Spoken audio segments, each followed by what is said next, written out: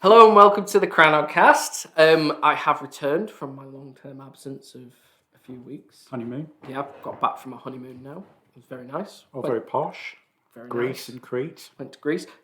I kept it relevant because all the archaeological sites I went to were dated around 500 BC. All right. So it was contemporary with the Crannog collection. That's highly specific, Rich. Yeah, well that's how I do my holidays. When you've done an archaeology degree, highly specific holidays. That's the way it goes. But no, it was really interesting. It was good. It was a good break. But also, what was really interesting from that holiday was to see how at the same time there was quite established, and I know this because I studied classics when I went through college and the like, and I was aware of a highly established civilization. But looking at the dates of everything, having worked and embedded into the Crannog Centre for the past 8 years now, nearly, is the dates really hit me of how contemporary it was with what we were doing. Yeah. And how, just because these people had written things down and that civilization is well recorded and very, very organised and not too different to how we live today in a lot of ways. Yeah. That actually, just because we don't have that recording up here, it doesn't mean it is. I just thought it was a way of looking at where people were 2,500 years ago, and being able to reflect a little bit on the wider European context and how it probably wasn't all that dissimilar. I think just that. I mean, I know that's not what we're talking about today. No, we're going to be talking it's about animals.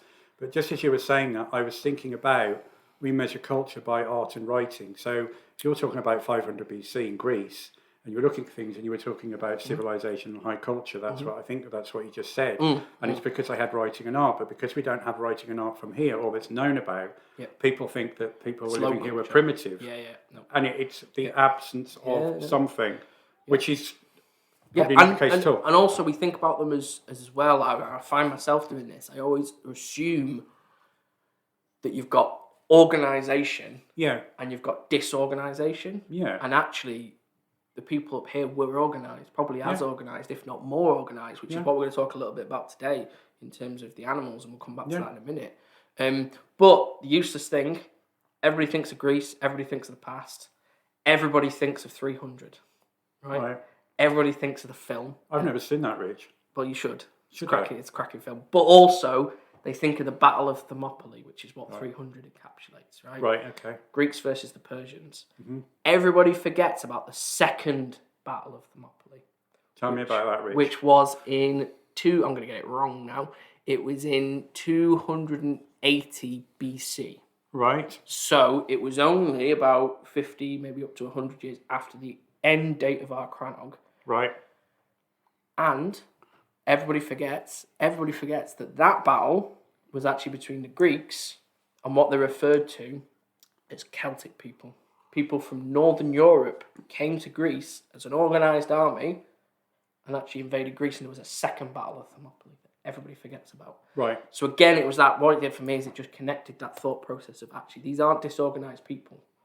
Maybe they didn't forget about it. Maybe they just didn't know about it. Well, yeah, but for me, no, they didn't know about it. That's right. But what I'm saying is that disorganised people. They weren't, the people of Europe, Northern Europe, between the Iron Age as we talk about it, I always think about in my head, because they weren't as cultured and high culture that you just talk about. We think about disorganisation. And actually, that was a level of organisation that was, led to a military invasion of another country. So and it's not a good thing, but I'm just saying it just to frame it. I think also if you are living somewhere like there, you'd need to be highly organised. You would nearly and people would be self-organising, and they would be solving problems, and the organisation of the communities would shift and change. You would have to be. You couldn't. Again, it's that thing about high culture and strange. We're linking all that to writing and art. Anyway, that's got nothing to do with cow poo. No, it's got nothing to do with what we're going to talk about today. But it's a good place to start. Just kind of because it will fold in a minute. But just to go back, welcome to the Crannog Cast. We're not going to start again, but I just thought it was an interesting topic to start. What we're going to go into today, and what we're going to talk about today, following on from the last video podcast that I did, which was all about plants. Yeah. Where we had our list, the amazing preamble around. We did. All the weird and wonderful plants. And following on from our this week, where we had Samhain. Yeah. fantastic event at the Crowd Centre, a wonderful event, one of our favourite of the year, and it ends with what we do. We do the burning of a willow effigy. Yeah. Yeah, and we do that process because it's kind of historically embedded. Where does that come from? I don't know. You told me earlier on that something I had no idea about, where the Romans were writing about burning a wicker effigy, and I didn't actually think it had that that I didn't realise it stretched back that far. You got Thank you. Put my teeth back in, that kind of thing. So do you want to talk a little bit yes, about that? well, the earliest I know I've heard or I've seen as any recorded talking about that going on was I believe it. I'm gonna get crucified now. It's a good pun because the Romans Caesar wrote about how the people, I believe it was Northern Gaul, had burnt effigies, woven wooden effigies. I believe I'm not 100% sure, but again I should do my research. There was a bit in there about putting people in it as well when they burnt it. It was all, I think it was one of those kind of that typical barbarism of the people. Yeah. Which is folded into what we talked about earlier. That trickles through. But that I think is, that process is kind of maybe carried on in a different shape or form. That we here have always done the big burning, that celebration of fire at the end. But what we burn is we always burn an animal. Yeah. And we in the past used to burn an effigy of a ram. Yeah. A large ram. And we have shifted into doing different weird and wonderful things. Like Kelpie is what we've done this Even though year. it looks like a squashed hamster. But Yeah, we it call does it look a like ram. a large guinea pig is what I think it sometimes looks like. But the point being is there is a process and a procedure there. Yeah. And I think you'd mentioned earlier about how that kind of, it mimics in a way that seasonal nature. Yeah. And I'm just thinking kind of bringing it right back to here. Because I think it's really good to look at ethnography and to look at what other people are doing, which is similar. But I think here, if we think about the landscape at this time of the year, so bring it into this season, we know that the temperature was 2 degrees lower than it is now, and it was wetter. So that doesn't sound like much, but it would mean that their harvest was 5 weeks sooner than ours, or 5 weeks earlier than ours. So that the whole nature of farming would be completely different. So when is our harvest? It's kind of mid to end of September, isn't it? Something like that. Yeah, give and take. Shifts depending on the weather. So we're talking about middle of August, and so when we know that people are moving up to the hills, because we talked about cloudberries last time, and we know they were found on all the crannigs. This would be the time of year when animals are being brought down the hills. So I think this burning of the effigy, just say for example they did it here, there would be maybe a celebration that you have enough food to eat over the winter. You would know at that point that the harvest was good. Yep. The animals would be healthy. Yep. And there's that conversation about them going into the crannig. Were they going into the crannig over winter every night? We have no idea. But there would be some kind of celebratory, possibly a celebratory period, because it was a huge shift. It's not like you're going from spring into summer, where in the spring you're thinking about planting a seed in the field. It's not about the summer when you're up in the hills. The shift from going from the hot weather into the cold weather, there would have been maybe some. I could imagine there'd be some kind of celebratory event then. We don't know what the shape of it is, but I think it's really interesting. You're talking about the wicker animal or the wicker effigy, but maybe it is to me. If you are maybe killing an animal around this time of the year, maybe it was an animal that had been sick or whatever was old, you would kill the animal so that you could eat over the winter.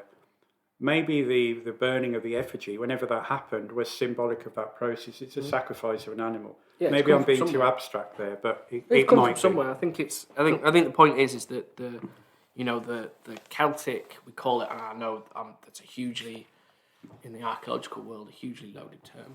But the Celtic calendar that we talk about, you've got Lunasa, you've got Imbolc, you've got Samhain, and then the other one that I always forget.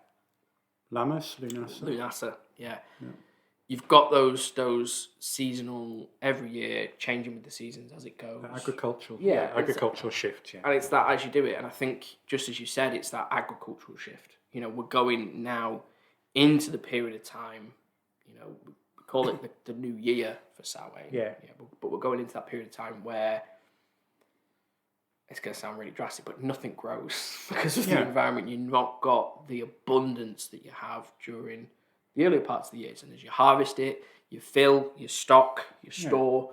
You stock, you store, you starve, if that makes sense. You've got this time where you've got to get that stuff in the cranog, as these people would have had, and you've got to store that. Now, the big thing is what we're going to talk about today is animals and how animals differ from that. Because as you've said, keep an animal fed, there's a source throughout the entire of the winter that's available to you. It's not like your plants where they come and go and come and go and come and go. There's that constant animal husbandry and looking after them. So animals at the cranog. Yeah, so what have we got in our collection, Rich? So we have a number of different things. In terms of archaeological evidence for animals, you're always dependent upon what is left behind, and primarily on most archaeological sites. That would be skeletal evidence in the form of bones, in the form of whatever that might be, and also teeth. Teeth is a good one as well. So you find these dotted all throughout any archaeological site, and the cranog is no different. We have bones, we have teeth, and we have a lot of teeth actually on our cranog. Now these are interesting because the teeth, they've never done a fully extensive analysis, but from my very short time looking at in university where we had to identify skeletons, I am fairly confident that we've got definitely teeth of cow. How can you tell that? So when you look at cattle's tooth, it's all teeth are kind of best way to describe it, it's like an H shape. Right. You've got the two halves of it. You've got one half that comes out, one half that comes out. The reason of that shape is because it can, chew through food. Now, cattle go through a lot of quite hard food, a lot of grass, and they need to break it down as much as they can. So what you find is you've got a figure of eight shape, but then in the centre where the two come together, there's usually a ridge that sits on one side that runs along. So it's like a I don't know the best way to describe it, but imagine a figure of eight where the two loops come together. You've got like a little blade almost that runs along the tooth. And what this is, you only find this on cow's teeth. Right, okay. So as an identifying factor, you've got cattle's teeth when you've got that central ridge that runs down the tooth. So we have that in our collection, we have that present. Okay. What else do we have? But because we have a cranog, we have phenomenal preservation. And throughout the process of excavation of the cranog site, we've got what we don't find on a lot of archaeological sites, which in some ways differs as evidence, is drop-ins. Poo, basically. And what we had in the excavation, they were able to identify there was cow poo, and there was a lot, according to the excavation report, a lot of sheep droppings found all throughout. Now, the difference between that, as I always explain, is significant. Okay, if I was to go through Liam's bins, so Liam is subbing in for Chantal today, but if I was to go through Liam's bins and I found loads and loads and loads of chicken bones, does that tell me that Liam was keeping chickens? No, you need the... Absolutely not. That tells me Liam likes KFC. That's what that tells me, okay? He's eating his chickens, he's going through them. But if I was to go through Liam's bins and I found loads of chicken poo, that tells me that Liam's keeping chickens. And that's the difference, is that you can have evidence of slaughtered animals, you can have evidence of teeth, of bones. That shows, especially bones with cut marks on, which you do find in archaeological sites. I don't believe we had any at the cranog. No. But what that does is that shows us that animals were there, but that does not tell us people were keeping animals. Whereas what we have on our cranog are the drop-ins. And that shows that not only were the people of the cranog keeping animals, it also shows us that they were actually keeping animals on the cranog itself. I mean, I really like it, when kids come around the museum, and I always point out the poo, because the thing is, a lot of what we're talking about in the museum is uncertainty. A lot of what things we've spoken about in this podcast are uncertainty, and we've addressed that and made that quite clear, that we don't know what it is, but it's an interesting point and departure to talk about something that's quite interesting. How does it connect to the rest of the collection? But when we see a cow poo, you don't have to worry about interpreting that. There's no interpretation. You're not saying it could be this or it could be that, or it might be this or it might be that, or it might be part of this, or it might not have even been from here. It is there. You can't do anything about it. Absolutely. But I think the other thing I was going to say was, about 4 weeks ago, we had two of the archaeologists that worked on the second or third year of the Oak Bank excavation. And they were talking about their experience. And I said, what was it like to go down to the bottom of the lock? and just to see this house. Yeah. And they said, that when they went down to the bottom of the lock, and I was quite surprised by this, was that the thick layer of cow poo that they had to get through before they found the floor. And they inferred, or they thought, that it was actually used for insulation. So not only do we actually have the cow poo, which tells us the cows were in there, but it also shows us how they were using that as a building material. So I know we're going to talk about, the milk and the meat and all that kind of thing, but it's also the insulation of the house. Yeah. Does that differ to the houses that came before and houses that came afterwards? But I think that's really interesting. The other thing about cow poo is that it is absolutely brilliant as a source of heat. We know that you can fire pots using cow poo, for example. So it's not just the obvious leather, milk, meat. Yeah. It's also the waste products that also have another use as well. Yeah. So what we'll do is the last one, just to mention, you always go through cattle, sheep, and the other one throughout the Iron Age that would have been farmed. We did have, I believe there's a couple of teeth in the report that was identified as potentially pig teeth. Yeah. Again, potentially pig teeth. That's kind of the third. If you're keeping animals, that's your triumvirate in the Iron Age of Scotland: cattle, sheep, pigs. And just to go through that, we did make a short list. Tier list again. I'm coming back with it in terms of what you can use these animals for. So what's your S tier, Rich? So I don't have one. Probably the sheep. No. Right. So we've got cattle. So you've got again, and the way you joked a little bit about this before, Jason, before the podcast, about how archaeologists are obsessed with function and use. But you've got two levels in a way of function when you've got an animal. You've got primary source and you've got secondary source. So you've got the primary resource and you've got the secondary resource. Primary resource of all animals is the stuff that basically the animal's grown, you kill it, what do you get from it? Meat. Primary resource. That's the same stuff that you can get out in the wild. Yeah. Okay, so you go and hunt deer, meat and hide. Two things. Same with all of your animals. Those are the primary resources. Cattle, sheep, pigs. You've got meat, you've got hide. Okay, these you can use. And I think you mentioned as well that potential use of glue as well. Glue. So you've got that too. So that's one part of it. But then with each animal, you've got your secondary resources as well. So these are the things that, only through farming and through cultivating would you be able to extract. It's a very dispersonalized way of putting it. But you've got milk. So you've got milk from your cow. Milk the cow. You've got from that. You've got all the dairy that comes from that. Milk from your sheep. All the dairy. And we have a butter dish. And we have a butter dish, so we can see that that's being fully exploited in that way, if you use that term. The other thing you can look at as well, especially with cattle, which you mentioned, is a secondary resource in the form of what I would call traction.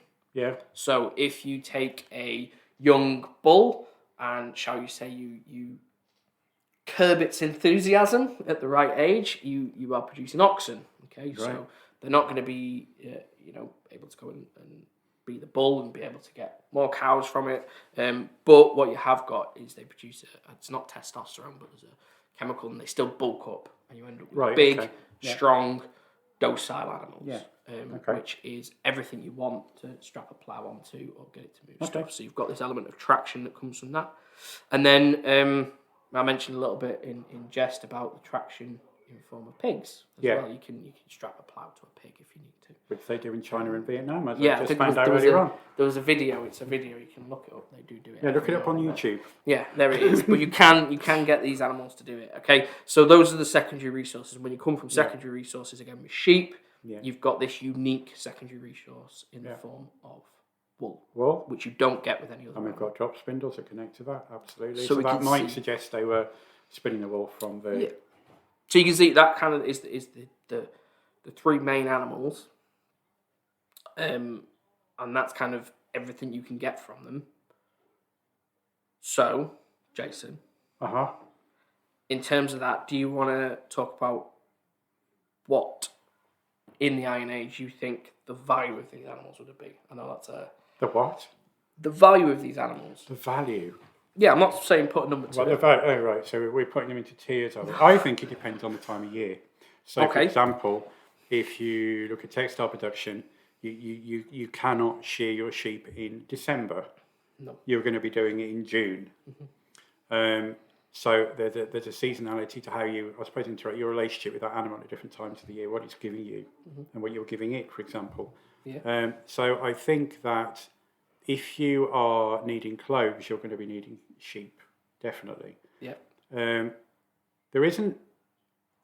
There is. I mean, there are ways of. We don't know that just because they were keeping animals on their farm, if they were farmers, that they're actually slaughtering them. We don't know. No. So if you think that people were taking their animals into the crannog is not that big, which suggests they didn't actually have many animals. Or why would they select those to go onto the crannog, for example? It's a bit kind of strange. Well, I think I've always said with that one that whatever you're doing, by taking your animals out over that bridge and putting them in the crannog structure itself, from my side, when I look at that as a process, you are taking a resource. And we'll come to this at the end because I think it's something worth mentioning. I'm depersonifying the animals, but they've got a resource there that you value.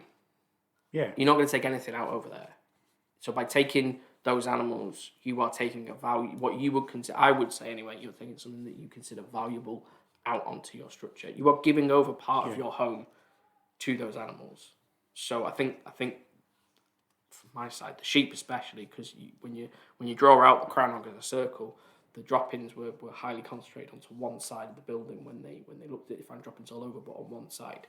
So as you go through the door on the right-hand side as you walked in, that seemingly is where your animal pen was.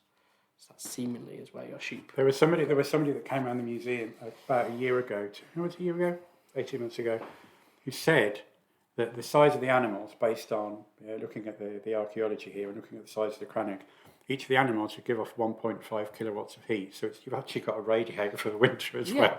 Yeah, get 7 sheep in there. I think you'd be daft not to sleep above. So in terms of the value, I don't know. We don't know what the cattle were like. They must have been completely different to the one we know now. You know, I think of cattle as being quite big. They must have been small. We don't know what the sheep are like. We know, were they Soay sheep, for example? Were they Jacobs? We don't know. And in terms of the pigs, what did they look like? Do they, what are the ancestors of those? Oh, sorry, what are the most recent descendants of those animals? We have no idea. So in terms of value, I think it depends on the time of year and what you're wanting to do. Yeah, I think that's fair enough. So I can't tier those animals, really. No, you shouldn't. They're on equal tier. They're all valuable. I mean, the big thing is that, cattle and sheep, I don't think you'd have very small herds. I think that's a big thing that we haven't mentioned, is that the size of your herds or your flocks. Flocks for sheep? Flocks of pigs. Flocks of cows. Yeah. You keep them fairly small, so you're able to sustain them. You're not thinking modern Texan farmer, huge land, huge things. We're looking quite small scale, more like crofting in that sense. But I think the other thing is when you look at pigs, sadly for the pig, sadly, it's a source of meat. Yeah, that's what a pig is. Yeah, and you've got to differentiate. I think there is a differentiation between the two, because pigs don't provide wool. Pigs don't really provide milk. They're not really that good for traction. Yeah. You've got meat and you've got hide. Yeah. And the other big thing is that for cattle and sheep, let's not forget, your cow has 1, maybe 2 calves every year. Yeah. Sheep, 1, 2, maybe 3 once a year. Right. There's that one seasonal year thing. Take a pig, 12 piglets. Right. I have no idea. I'm depersonalising this, but you've got mass production in the Iron Age form. So what a pig has is you've got the capacity to replace your stock very, very quickly and very rapidly. So there's kind of a bit of a demarcation, I think. And interestingly enough, you do have throughout the Iron Age of Ireland, late Iron Age especially of Ireland and Britain, you have the feasting sites. Where you get large depositions, and all of that is pork. Right. It's meat, it's pigs, because you've got this ability to, get a lot of pork, but then replace your stocks fairly rapidly in terms of that principle.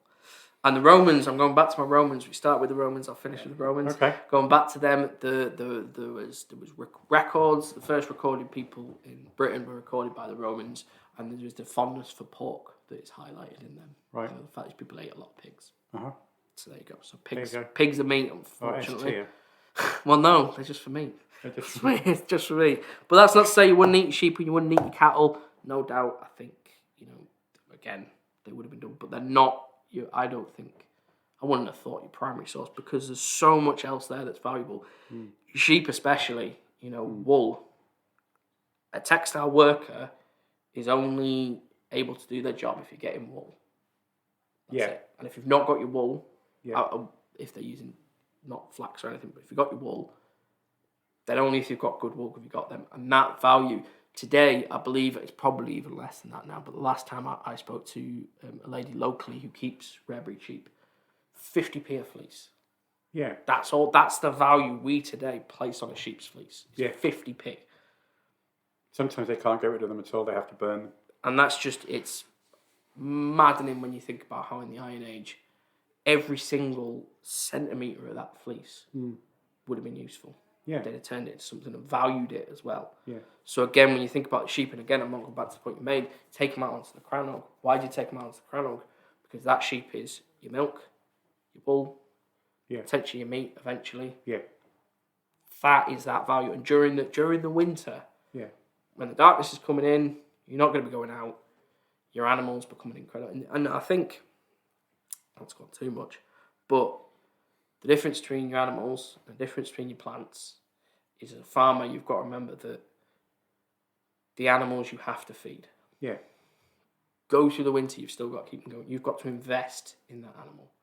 Only if you value it and only if you are using it for something that's worthwhile for you, would you do that. And that's where I come to my final point, because I have depersonalized these animals. You have. For the entire thing. I've turned them into resources and functions. And I will finish by saying the value of these animals, they would have kept them for the sake of the fact, potentially, they were their animals. They were their animals. That's how you see them. Yeah. And people have human connections. They have emotional connections to their animals. Yeah. So there we go. Keep it human-sized, Rich. Yeah. And just to go from that, we don't have evidence of it, but there's one animal I haven't mentioned, which is the dog. Right. Throughout the Iron Age, people kept dogs. The other things the Romans wrote, other things, bring it back to that, was how good the British hunting dogs were that were kept. And actually, I have no doubt that people on the Chronicle would have kept a dog. Right. And there we've got that whistle, which might have been used for... A dog whistle. It's very, very high pitch. From the one thing we had, two-toned. It wasn't an extensive flute or musical instrument, but the whistle would have had two tones. You've got the dog.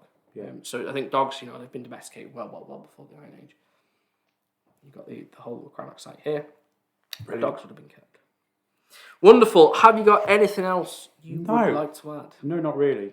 Because if I start talking, I can go on for 3 or 4 hours, because I'm seeing the entangled links that all these kind of the poo and the teeth have to the rest of the collection. But I think that is a story for another day and another podcast. Wonderful.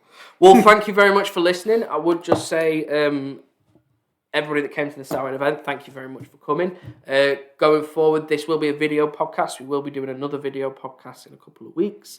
We've got audio podcasts that will be following on from this. We're going to sit down very soon with Dylan and talk a little bit about the Balahulish figurine. Yeah. I believe that's in the plan for next week.